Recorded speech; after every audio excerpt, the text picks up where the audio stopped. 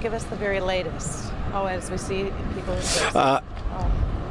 Yeah, this is actually Trayshawn and his mom, Robin Redding, who Trayshawn actually didn't go to school today. I haven't gotten a chance to talk to him. He was actually just briefing police on what is believed to be kind of the threat that was leading up to this. Trayshawn, just a second, I'm going to start with your mom. Walk me through what this was like as a parent and explain. Trayshawn didn't go to school today because of a perceived threat, correct? Well, he didn't go to school today because he was just not feeling comfortable with going to school. He had a conscience of saying, like, I don't want to go to school today, Mom. Can I just do it online? So I just said, okay, yeah. But then before him saying that, he said, Mom, none of the rest of the kids is going today. And I said, why? The rest of them not going? And he said, no. So I said, okay. He said he wasn't answering because all of them always say, I'm ready, I'm up, I'm getting on the bus, or meet me here. That nature, and that wasn't happening today. And why was that? Was there an uneasy feeling about the kids? He was today? That was just an uneasy feeling that he had and didn't want to go. I just got like a little feeling that like when I got up today, like I text me and my little cousins because I'm a senior, like they're like a little bit younger than me, so I text them and I was like, is anybody up? Who's going to school? Like, get up, let's go, we're going to school. No one responded, so I'm like, no, this is weird. Like, we never do this. Like, either like somebody's sick or like something's wrong. So I'm like, what was worrying everybody? There had been some ominous threats posted in recent days. Is that right? Yeah, that is right. That it is. I've been hearing the threats too, and it's like, kids they play around and say, oh, we're gonna shoot up the school or this. You don't supposed to play around with that. Right. Like, this is serious. You can't do that. So I mean, like, it's a lot of stuff that's been going on. This school, it's been tragic, and it's like, I don't even know. It's just. When you heard about what was going on at school today, you weren't there, but then you learned there's an active shooter. What was going through your mind? My first thing when I got up, I put my shoes on, put my coat on, I told my mom, come on, let's go. I have a friend, he's more like my cousin. I think of him as my cousin. And I said, he's in there. He's the only one that went to school, and I need to get up there to get him out of that school because I don't want anything to happen to him. And he is okay? Yeah, he is fine. He's at home. He's a little bit scared, but he'll be okay. This has been crazy. Now, the threats that we've been talking about, I was just talking to the undersheriff again about that. They're looking into these threats. There was something posted about a deer head. Tell me about that. That happened probably like a month ago, which was like somebody cut off a deer head, his neck, about like around his neck. An actual deer head. The actual deer head, blood and everything, and threw it in our courtyard in our school. Which you have to get inside the school to get in that courtyard, and it's outside.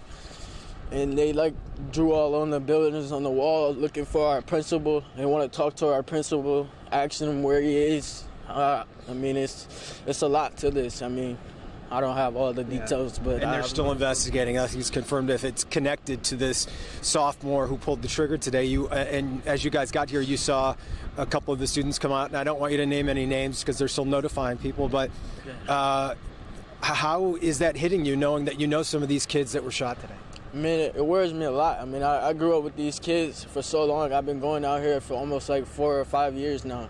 And I know these kids that they're hurt and they're sad. And their parents don't know what to do, but it's gonna be okay. God will heal everybody. Everybody will be fine. We're certainly glad you're okay. And Robin, from a parent's standpoint, talk to me about safety. Do you feel safe letting Trayshawn go back to school here? No, I do not, because they haven't got this under control. If all these things are already happening, you never know what might happen again. And I'm not finna risk my child being able to get hurt. So I would prefer just to have him online. I'm not sending him back to the school. There's nothing that nobody can say, oh, you going to school. Oh, it's over. You don't know. You can't predict anything for that to happen. So no, I'd rather for him to go online. My condolence goes out to the family and the staffs and all the, the kids that were injured into this, and all the trauma ties and things that can cause all those students and staff. And I've seen a lot of parents today, and they are definitely in a state of shock. Yes. Is it that way for you too? Yes, it is. That's why I was up here. I can't. I mean, if no one else is gonna let their voice be heard, then mine is gonna be heard. You got to be able to get these kids under control. They have to. They have to get this whole thing under control. Security is a must. You can't say it won't happen. This can happen anywhere.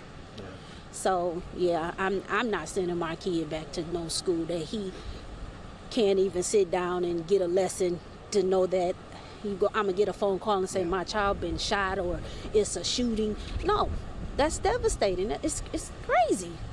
It's I just can only imagine you must have been thanking God that your son did not go to school. Yes, I was praying all the way, thanking God, a blessing.